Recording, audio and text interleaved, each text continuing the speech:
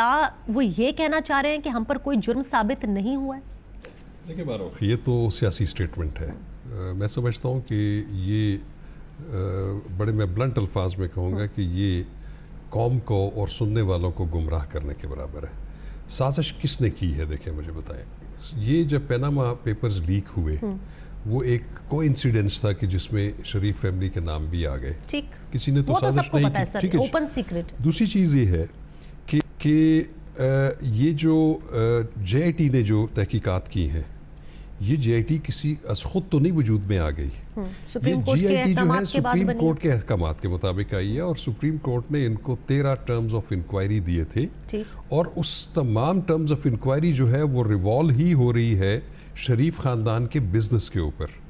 کہ انہوں نے جو ان سے پوچھا ہے یا ان کو جو ٹرمز دیے ہیں وہ سٹارٹ ہو رہے ہیں گلف سٹیل سے. گلف سٹیل کیسے وجود میں آئی؟ گلف سٹیل کی بکنے کے بعد یہی تو کہہ رہے ہیں کہ سب ہمارے ذاتی کاروبار سے ریلیٹڈ سوال ہے. کوئی ایک سرکاری کھاتہ بتا دے، کوئی سرکاری خبر بتا دے. دیکھیں میں آپ کو ایک بات بتاؤں، ہمارے ملک میں جو قوانین رائج ہیں جیسے نیشنل اکاؤنٹیبلٹی آرڈیننس 1999 ہے، اس میں یہ لکھا ہوا ہے کہ اس میں کوئی بھی پبلک آفس ہولڈر، وزیر اعظم بھی پبلک آفس ہولڈر ہے، یا کوئی بھی نیشنل اسمبلی کا ممبر، قومی اسمبلی کا ممبر، کوئی بھی سرکاری ملازم، وہ اگر اپنے نون سورسز سے زیادہ ایک پرتعیش زندگی گزار رہا ہے، اتنا ہی کافی ہے. اتنا ہی کافی ہے، کیونکہ ہی stands proceeds of crime prove ہونا ضروری نہیں. نہیں، بالکل ضروری نہیں ہے کہ وہ اپنے ایک ڈسپروپورشنیٹ جو ہے نا آف ہز انکم وہ ایک زندگی گزار رہا ہے اور اس کے ایسٹس ہیں، اس کے بارے میں یہ قانون موجود ہے. اور یہ قانون میں آپ کو ایک مزے کی بات بتاؤں کہ نیشنل اکاؤنٹیبلٹی آرڈیننس تو 1999 میں بنا ہے.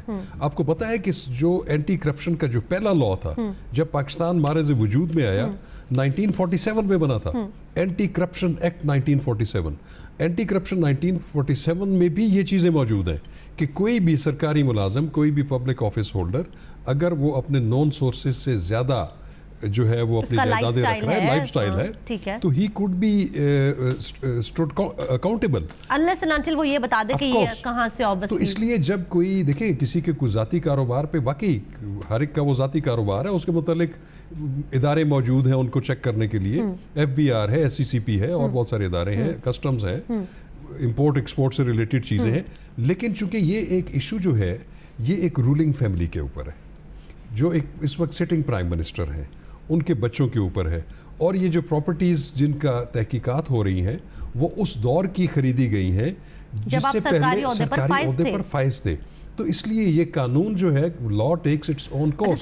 سر دوسرے معنوں میں یہ بات بھی ہم کہہ سکتے ہیں کہ جب آپ یہ پروف نہیں کر پاتے کہ جی آپ کا لائف سٹائل جو ہے یا سورس آف انکم آپ کا زیادہ ہے، تو وہ ان کے کیس کے اندر ایک طریقے سے کنفرم ہو جاتا ہے کہ پھر پیسہ پھر بلیک منی تھا. آف کورس دیکھا نا وہ پورا جو سپریم کورٹ نے جو بیکاز آپ نے تو منی ٹریل کوئی نہیں تھی نا، کوئی سازش کر رہا تھا تو آپ کو کس نے روکا تھا ثبوت پریزنٹ کرنے سے؟ اور دوسری بات اس میں معروف جو امپورٹنٹ بات یہ ہے کہ یہ جو جائیدادیں ہیں ان کا انکار نہیں کیا، نہ پرائم منسٹر نے کیا ہے، بالکل. تو پھر برڈن آف پروف ان کے اوپر آ گیا. اس لیے اب یہ ان کا کام ہے. دیکھیں نا میرے پاس ایک پین ہے، یہ اس کی قیمت 1 لاکھ روپیہ ہے، میری تنخواہ 10,000 روپیہ ہے، تو مجھ سے کم از کم کوئی یہ تو پوچھ سکتا ہے کہ باقی 90,000 کہاں سے؟ آپ یہ پروف کر دیں، میں اس کو مانتا ہوں کہ یہ میرا ہے.